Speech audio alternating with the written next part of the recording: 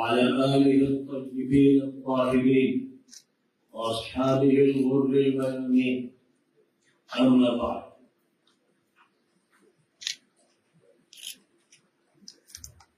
حضرات گرامی قدر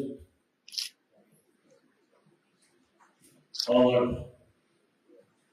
ہماری بہنیں اور بیٹیاں، مہمانان معزز، علی گڑھ مسلم یونیورسٹی کے کالج کے ہال میں اس اجلاس کا انعقاد کیا جا رہا ہے، وہ میں سمجھتا ہوں کہ دنیا میں ہونے والے مختلف جلسوں اور پروگراموں میں بنیادی حیثیت رکھتا ہے۔ اس وقت ہم جس دنیا میں ہیں وہ ایک جنگل ہے، جہاں درندے ہیں، بھیڑیے ہیں، جہاں سانپ ہے، جہاں بچھو ہے، جہاں انسانوں کو قتل کیا جا رہا ہے، جہاں سے رحم ختم ہو گیا ہے، انسانیت ختم ہو گئی ہے، مانوتا کا قتل کر دیا گیا ہے۔ ہیومینٹی نام کے الفاظ ہیں، سیمینار ہیں، جلسے ہیں، پروگرام ہیں، الیکٹرانک میڈیا اور پرنٹ میڈیا کا استعمال ہے، دجالی زبان میں ابلیسی عیاری کے ساتھ اور شیطانی فنکاری کے ساتھ یہ دنیا ان کے ہاتھ میں ہے، اور آج سے نہیں،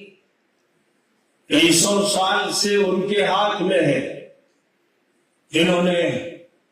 جس ملک میں بھی داخلہ لیا، جس ملک میں گئے، بظاہر بزنس مین کی حیثیت سے گئے، اچھے تعلقات کے لیے، تجارت کے لیے اور معاشیات کے لیے گئے، اور اس کے بعد پھر انہوں نے اس ملک کے عوام کا قتل عام کیا، حکومتوں کا خاتمہ کیا۔ ہم سب جانتے ہیں ہندوستان والے کہ انگریزوں نے جس شاطری، چالاکی اور عیاری اور بدماشی اور دہشت گردی سے اس ملک میں حکومت کی ہے، اور جس حکومت کے لیے پہلے وہ بھولے بھالے تاجر بن کے آئے، اور پھر دنیا میں سب سے پہلی دہشت گرد حکومت ان مجرموں نے قائم کی۔ بنگال پہ انہوں نے حملہ کیا، اور بنگال کی دولت سے برطانیہ کے کارخانوں کی چمنیوں سے دھواں نکلنا شروع ہوا۔ وہ برطانیہ جو کنگال تھا، وہ برطانیہ جو بھوک کا شکار تھا، جو نظم و انتظام سے واقف نہیں تھا، اس نے اس ملک پر حملہ کیا اور بنگال سے وہ سلسلہ شروع کیا جو کرناٹک میں پہنچا، اور سلطان ٹیپو سے جس نے غداریوں اور بدماشیوں کا استعمال کرتے ہوئے جنگ کی، اور 1799 میں ان کو شکست دے کر یہ اعلان کیا کہ آج سے ہندوستان ہمارا ہے، اور 1799 کے بعد 1803 میں لال قلعے پر انہوں نے اپنا جھنڈا لہرا دیا۔ اس طرح وہ اس ملک پر قابض ہوئے۔ دلی میں ہر سڑک پر، ہر گلی میں لاشیں لاشیں، اور دلی سے مراد آباد تک کوئی درخت ایسا نہیں تھا جس پر کسی عالم، کسی حافظ، کسی قاری، کسی مولوی کی لاش میں لٹک رہی ہو۔ یہی وہ لوگ ہیں جنہوں نے 17ویں صدی کے آغاز میں امریکہ پہنچ کر افریقہ کے مسلمانوں کی رہنمائی میں ان کو غلام بنا کر امریکہ پہنچ کر امریکہ کی جو آبادی تھی، اصل آبادی، جس کو انہوں نے ریڈ انڈین سمجھا، ان جاہلوں نے، بدوؤں نے اور بد تہذیبوں نے ریڈ انڈین کہہ کر ان کا قتل عام کیا، لاکھوں کا قتل عام کیا، یہاں تک کہ اب آپ امریکہ جائیے اور تلاش کیجئے، پوچھئے کہ وہ ریڈ انڈین کہاں ہیں، تو شاید کسی جنگل میں وہ آپ کو ملیں گے جو جدید تہذیب سے بالکل محروم ہے۔ اور پھر افریقہ کے ملکوں میں جو خون بہایا گیا جو ظلم کیا گیا، ہر ملک میں جو ظلم کیا گیا، اور کالوں کا قتل عام کیا گوروں نے، اور کلر کی بنیاد پر جس طرح اپنی درندگی کا انہوں نے مظاہرہ کیا، ظاہر ہے کہ ان کی تاریخ اسی سے شروع ہوئی ہے۔ مسلمانوں نے اسپین میں ان کو علم دیا، ان کو امن پڑھایا، سلامتی سکھائی، تہذیب سکھائی، لیکن کیونکہ ان کی فطرت میں درندگی تھی اس لیے وہ جہاں گئے انہوں نے اپنی درندہ صفتی کا مظاہرہ کیا، اور ظاہر ہے کہ جب وہ طاقت حاصل کرتے چلے گئے تو آج پوری دنیا کا سب سے بڑا مرکز درندوں کا، سانپوں کا، بھیڑیوں کا، مجرموں کا امریکہ ہے اور برطانیہ ہے، اور ان دونوں نے مل کر اپنے نبی حضرت عیسیٰ علیہ السلام کے قاتل، مجرم، خبیث افراد کا ساتھ دینا شروع کیا۔ شیطان کے ایسے غلام بنے، ابلیس کے ایسے غلام بنے، اور درندہ صفتی کے نتیجے میں ان کا ساتھ دیا کہ جو انٹر فیتھ میں کہیں شامل ہو ہی نہیں سکتے، کیونکہ آپ کو سب کو معلوم ہے کہ ابھی جو قتل عام کیا جا رہا ہے غزہ کی سرزمین میں اور فلسطین کی سرزمین میں، اس کی دلیل نتنیاہو نے بائبل سے پیش کی۔ بائبل میں اس نے وہ عبارتیں پڑھی کہ اپنے دشمنوں کو مارو، ان کے بچوں کو مارو، ان کی عورتوں کو مارو، ان کے بوڑھوں کو مارو، کسی کو نہ بخشو، نہ کوئی بیمار بچے، نہ کوئی نمازی بچے، تمہیں یہ کرنا۔ بائبل سے، یعنی وہ چینل پر موجود ہے، اس کی ویڈیو موجود ہے جس میں وہ سامنے بائبل کو رکھ کر یہ پڑھ رہا۔ اب ظاہر ہے کہ انٹر فیتھ میں اگر بات ہیومینٹی کی ہونی ہے، انسانیت کی ہونی ہے، امن کی ہونی ہے، سلامتی کی ہونی ہے، تو اس میں یہودی مذہب تو آتا ہی نہیں، کیونکہ یہ تو نبیوں کے قاتل رہے ہیں۔ انہوں نے کتنے نبیوں کو قتل کیا۔ حضرت عیسیٰ کو ان کا دعویٰ ہے کہ ہم نے سولی پہ چڑھا دیا۔ بہرحال یہ دنیا جنگل ہے، اور کسی ایک بھیڑیے کی خبر ہو چیتے سے کہ جو شہر میں نکل آیا ہے تو پورا شہر گھبرا جاتا ہے، لوگ اپنے گھروں کے دروازے بند کر لیتے ہیں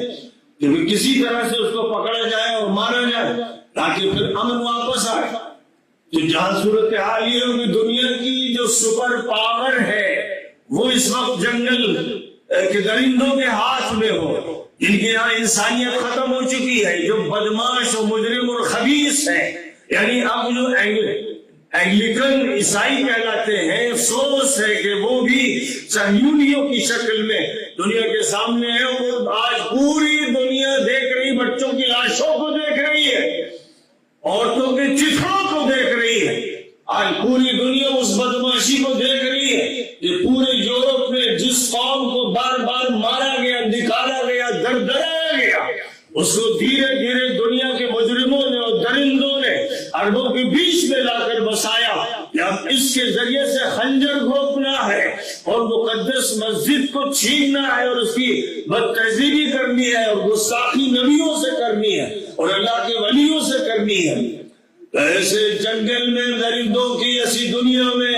ہم جب سیمینار کر رہے ہیں انسانیت کے لیے، امن کے لیے، سلامتی کے لیے، تو ظاہر ہے کہ ہم ایک صدا ہی لگا رہے ہیں اور یہ صدا بصیرہ ثابت ہو رہی ہے۔ روزانہ قتل عام دیکھا جا رہا ہے۔ دنیا کی عدالت نے فیصلہ کیا کہ جنگی مجرم، یہ جنگ کرنے والے، فلسطین کو ان لوگوں کو مارنے والے جنگی مجرم ہیں، کیونکہ یہ قابض ہے، انہوں نے زمین چھینی ہے۔ ان کو لا کر دنیا کے دو